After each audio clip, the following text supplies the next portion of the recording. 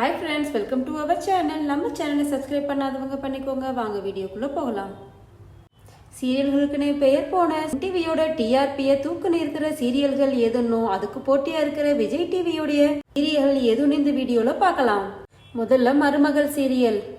ஆதிரை அப்புறம் பிரபு ரெண்டு பேரையும் கல்யாணம் பண்ணி வைக்கிறோன்னு ரெண்டு வீட்டாரும் பல முயற்சி எடுக்கிறாங்க.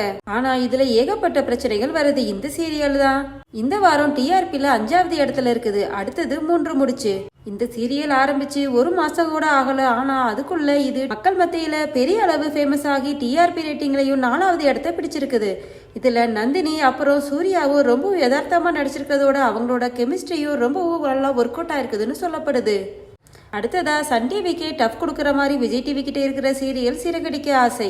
இந்த சீரியல் இந்த அளவுக்கு பிரபலமா ஆனதுக்கு காரணமே இந்த சீரியலுடைய கதாநாயகனா இருக்கிற முத்துவோடைய கேரக்டர் தான்.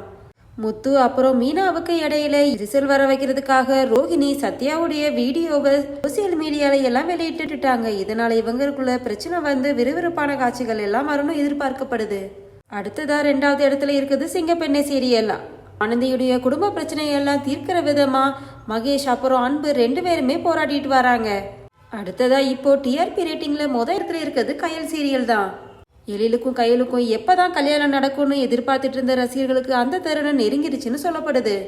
ஆனாலுமே சிவசங்கரி தீபிகாவுடைய சூழ்ச்சியாலையும் பெரியப்பா வடிவு செய்யற அலப்பறைகளாலையும் கல்யாணத்துல ஏகப்பட்ட பிரச்சனை வருது. இதெல்லாம் தடுத்து கயல் தன்னுடைய கல்யாணத்தை அடி நடத்துவாங்க.